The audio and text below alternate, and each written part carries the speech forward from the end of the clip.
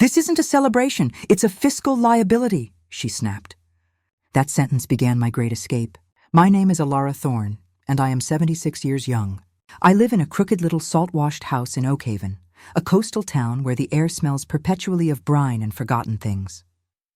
My husband, Elias, built this house with his own 2 hands, right down to the wonky mantelpiece I still haven't corrected. Elias passed 5 years ago, leaving me with the mortgage, a lifetime of glorious memories, and one enormous, complicated secret. It was a brisk Friday in late September, the kind of afternoon when the Atlantic mists cling to the window panes like ghosts. I was at the kitchen table, which is actually a repurposed antique hatch cover from a whaling ship, Elias's touch, of course, planning my 76th birthday. I didn't want a circus, mind you. I wanted a celebration, a jazz trio, perhaps, and a good caterer who understood the difference between a quiche and a culinary masterpiece. 76 is a monumental year. It means I've outlived my mother by a decade, and frankly, every morning I wake up to the smell of coffee and sea air feels like a small, hard-won victory. I had just begun addressing the invitations in my best copperplate script when the door slammed open with the force of a minor gale. In swept my daughter-in-law, Serena. She didn't walk so much as patrol the house, a woman whose entire existence seemed governed by quarterly reports and beige linen. She was a spreadsheet brought to life. "Mother Thorne," she announced, her voice pitched high with the kind of forced cheerfulness that always precedes bad news. She held up her phone, displaying a budget app. "We simply can't do this. Marcus and I have had a conversation." I waited, calmly setting down my fountain pen. I knew where this was headed.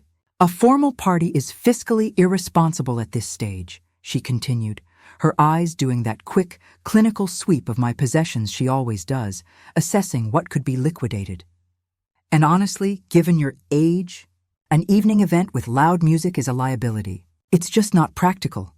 Before I could muster a defense, my son, Marcus, trudged in. Marcus is a good boy, a man utterly consumed by his corporate law firm and entirely governed by Serena's logic. He didn't even meet my gaze as he refilled his coffee.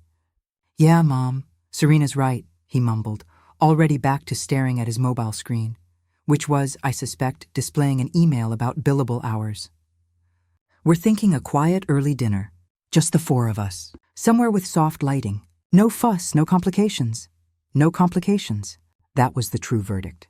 I wasn't too old for a party. I was too old to be a project. My celebration, my joy, was deemed an unnecessary complication in their perfectly ordered, financially optimized lives.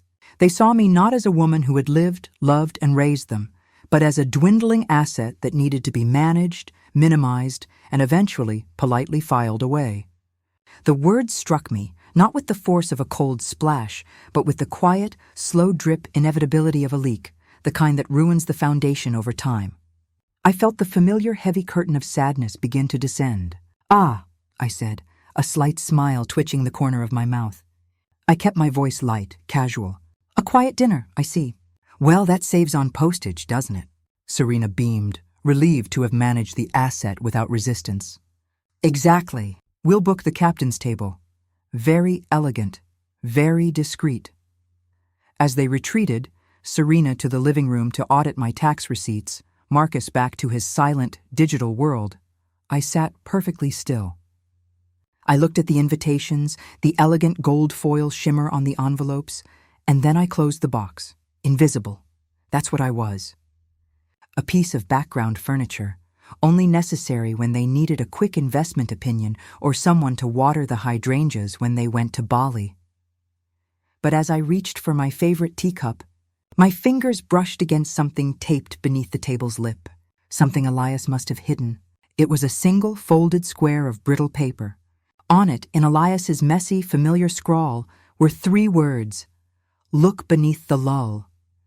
My heart, which moments ago had felt like a small, dull stone, gave a sharp, curious lurch. The Lull. That was what Elias had always called his old fishing vessel, the Siren's Lull, the dilapidated boat he'd towed years ago and tucked into the shed at the very back of the property, promising he'd restore her one day. Everyone, including me, had forgotten about it. Everyone, except perhaps Elias, who knew he was dying and had always played the long game. I pushed back my chair. The sadness was gone, replaced by a crystalline spike of curiosity and suspense. They wanted no complications? Fine, they wouldn't even know a complication was brewing. I had a secret, and suddenly, the prospect of a quiet dinner felt deliciously like a victory. The weeks that followed were filled with a profound, almost luxurious silence. Marcus and Serena, satisfied that the party problem was solved, vanished back into their careers, convinced I was knitting my way toward my inevitable decline. They called once a week, brief functional check-ins. "Mother Thorne, are you taking your supplements? Is the roof holding up?" Always practical, never personal. I, meanwhile, was not knitting. I was investigating. The shed at the back of the property, facing the slough, was a relic of Oakhaven's forgotten history. It smelled of mildew, diesel, and rust.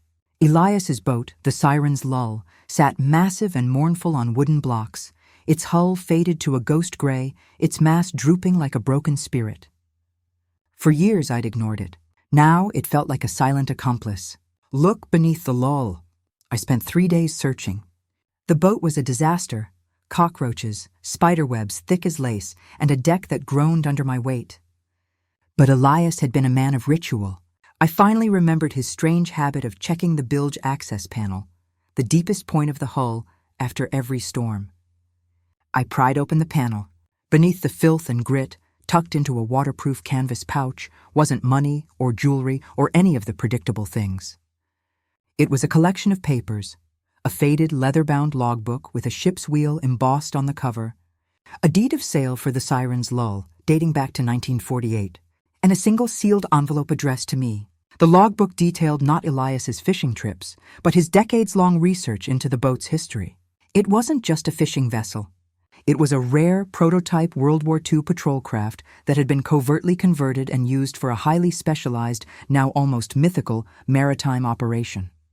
He had been meticulously tracking its true origin and, most importantly, its value. The deed of sale, however, was incomplete.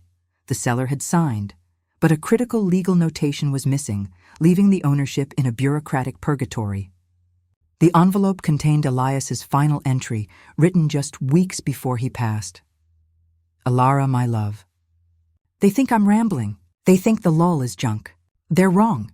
The boat is worth more than the whole street, but the ownership is tangled up in the old ways. Maritime law is a viper's nest." I couldn't finish the research, but the logbook shows the truth. Find Mrs. Davies in Port Royal. She's the only one who can navigate this for you. Don't sell the house for them. Finish the Lull, Ilara. Set your own damn sails. My eyes blurred, not with sadness, but with a fierce, protective love for this complicated, wonderful man. He hadn't just left me a boat. He had left me a mission. I knew then that my quiet birthday dinner with Marcus and Serena wouldn't happen. Not until I knew the truth. This was not about a party. This was about Elias's legacy and my independence. My first act of rebellion wasn't signing up for painting classes, though I did get a spectacular new set of waterproof gloves. It was calling Mrs. Davies. "I need to know about the legal status of a prototype 1940s patrol craft currently registered as a commercial fishing vessel," I told the brisk, skeptical secretary. That same afternoon, I tracked down Finn O'Connell, a gruff, sun-leathered boat mechanic who ran a dusty repair yard down by the docks. He looked at me, a woman in linen pants and a pearl necklace, and then at the sad hulk of the Siren's Lull. "It'll take a miracle and a small fortune." "Ma'am," he said, spitting a piece of chewing tobacco into the tide. I opened the logbook to Elias's carefully documented list of materials needed. "I think the fortune might be relative, Finn. I just need you to teach me. I want to restore her. Not fully, just enough to float, just enough to look cared for. I want to feel the engine turn over." Finn paused, his weathered face creasing into a faint smile. He saw the fire in my eyes, the fire Elias had always seen. "You're a madwoman, Alara Thorne. But Elias always did pick the right madwomen. I'm in." The shed became my sanctuary. Hours blurred into days as I sanded, scraped, and learned the difference between a scarf joint and a butt block. Finn was a patient, demanding teacher. He taught me about hull integrity, the smell of curing epoxy, and the quiet satisfaction of making something forgotten useful again. My hands were permanently stained with resin and paint, my nails broken. I didn't care. The silence that had once felt heavy now felt essential. It was the cloak under which my grand, absurd plan was taking shape. Serena and Marcus were unknowingly financing my rebellion with every utility payment they conveniently charged to my account. They thought I was fading. I was in fact hardening. It's funny how a person can go from being an irrelevant afterthought to an immediate necessity. It was 3 weeks before my birthday when the dam of silence broke. My phone, which I had taken to leaving on the workbench in the shed, began to vibrate with manic intensity. I looked at the screen, permanently smeared with anti-fouling paint. 6 missed calls from Serena, 2 from Marcus, and a series of texts that went from polite query to thinly veiled panic. Serena, 9 a.m. Mother Thorne, are you free this weekend? The nanny has an emergency. Serena, 10:15 a.m. Call me immediately. The children are asking for you. Serena, 1:00 p.m. Marcus says he drove past the house. Your car was here, but you weren't answering. Are you all right? Followed by a series of frantic question marks. I was all right. In fact, I was magnificent. I was wearing an old denim jumpsuit. My hair was tied up in a bandana, and I was successfully wiring the starter motor on a 1940s diesel engine. I felt the pulse of life running through the old machine beneath my fingertips. I was not all right. I was alive. I listened to Serena's voicemail. Her voice, usually sharp and executive, was edged with genuine strain. Mother Thorne, we have a vital corporate event. Black tie, very important networking. We need you for the twins. Please, call back. Then Marcus's voice, which was deceptively casual. Hey, Mom, just checking in. Everything okay? Say, I was looking at the property survey, that old shed in the back. Is it still structurally sound? Might be time to have it inspected, for insurance. The subtle shift was palpable. It wasn't just babysitting. They were checking the perimeter. They were beginning to suspect that something was amiss in their perfectly managed matrix. Marcus's question about the shed, specifically, tightened the knot of suspense in my stomach. Had he found the faint signs of my activity, the faint plume of sawdust I hadn't swept, the delivery manifest for marine plywood? I wiped the grease off my hands with a rag, walked up to the house, and sat at the hatch cover table. I realized I'd spent 40 years instantly dropping everything for their convenience. I had been the family's first responder, the emergency fund, the emotional sponge. Now my focus was external: the sea, the logbook, and the promise of Elias. I typed a reply to Serena. I didn't use the original's circus metaphor. This was about the sea, about movement, about freedom. Dear Serena, I am well. I am also occupied. My sails are set and you're not steering. You'll need to find alternative childcare. I am no longer available for last-minute conveniences. Sincerely, Alara. I hit send.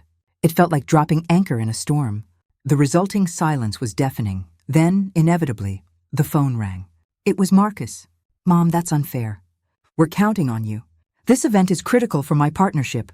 Marcus, I interrupted, my voice low and steady. I recall your words a few weeks ago. No fuss, no complications. My life right now is full of fuss and marvelous complications, and they are entirely my own.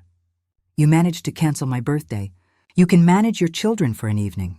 I love them fiercely, but I will not be used as an interchangeable part in your schedule. I have a deadline. A deadline? Mom, what are you even doing?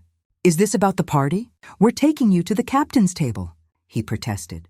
It's about the siren's lull, Marcus, I said, leaning into the phone, letting the suspense build. And it's about Elias. You wouldn't understand. But you will, soon. I hung up, unplugged the phone, and walked straight back to the shed. I was setting a boundary, and I was simultaneously pouring gasoline on the fire of their curiosity. Perfect. Let them wonder. Wonder is a powerful fuel. The final week leading up to my 76th birthday was frantic, fueled by caffeine, determination, and the ghost of Elias.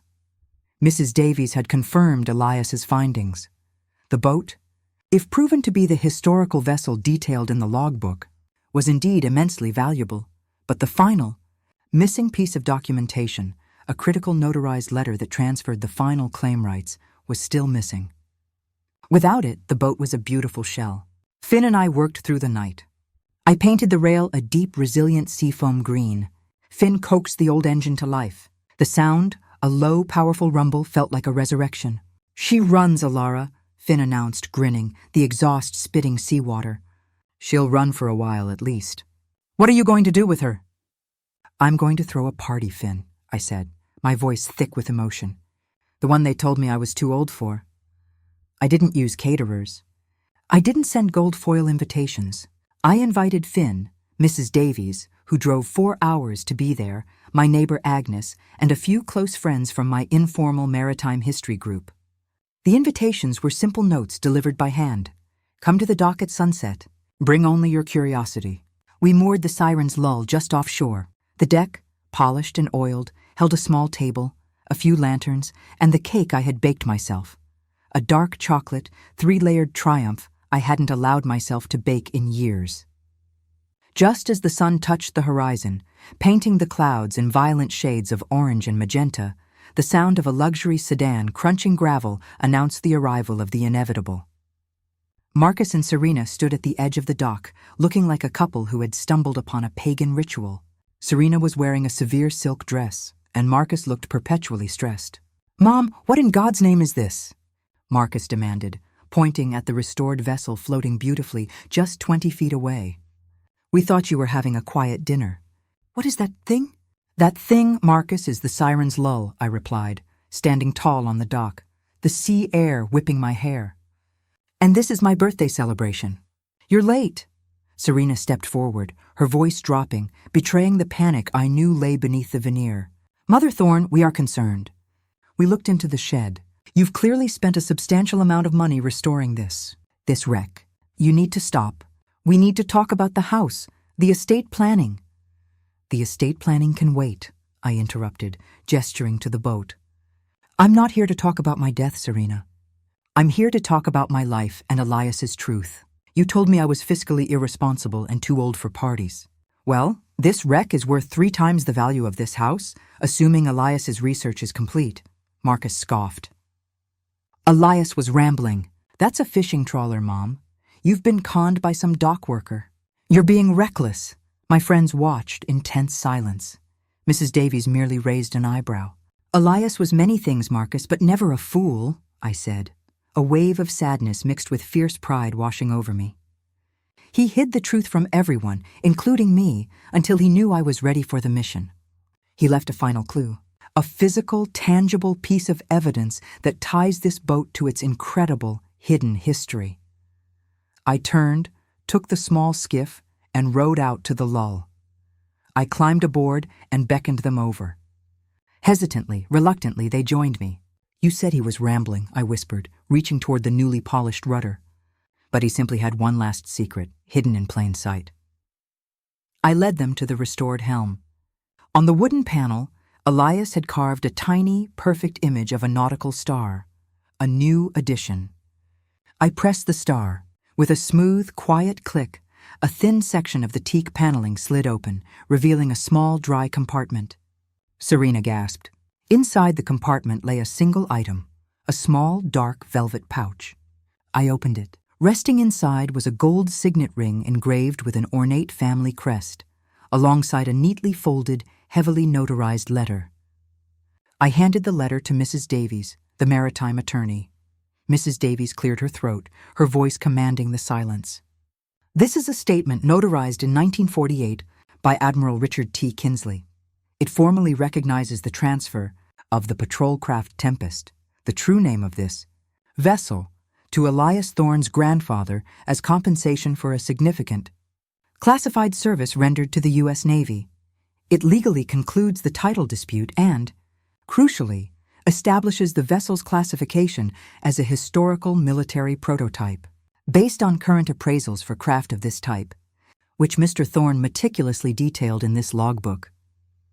She paused, looking directly at Marcus and Serena. "Mrs. Thorne is now the sole owner of an asset valued conservatively at 7 figures. Marcus and Serena stood frozen, their elegant, controlled expressions shattering into disbelief. The ship, the wreck, the fiscal irresponsibility was now the singular, spectacular manifestation of their mother's independence. Their quiet dinner, their efficient, discreet management plan had just been blown to pieces by a 76-year-old woman and her magnificent, secretive boat. "He never trusted them with the full truth, Mrs. Davies," I said softly, looking out at the glittering water. "He knew they would try to manage it, to sell it for safety. He wanted me to have the choice. I turned to my family, my eyes clear and steady. I'm not spending the money now. I'm going to sail her just to the next port with Finn. I'm going to finish Elias's dream. And then I'll decide. This is my choice, my independence, my party. I lifted the glass of champagne Finn had poured. To being too old for parties, I toasted, taking a magnificent, celebratory sip.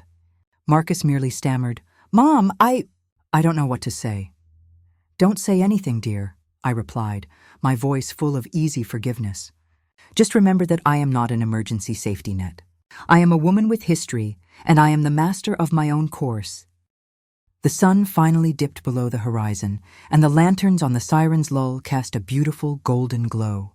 Marcus and Serena, utterly humbled and truly speechless, stayed. They ate my cake and listened as Mrs. Davies recounted the incredible, classified history of the patrol craft. It wasn't the big, expensive party I'd once dreamed of, but it was perfect. It was genuine. It was full of respect. It was the moment I stopped being background noise and became the hero of my own story. They saw me, not as a burden to be managed, but as the strong, formidable woman Elias had always known. I realized that happiness isn't something you wait for someone else to grant you. It's a secret inheritance you must uncover, a broken hull you must repair, and a dream you must finally set afloat. Subscribe if you haven't already, and let me know in the comments where you're watching from. It warms this old heart to know where my words travel. But tell me this, when was the last time you risked everything for a forgotten truth?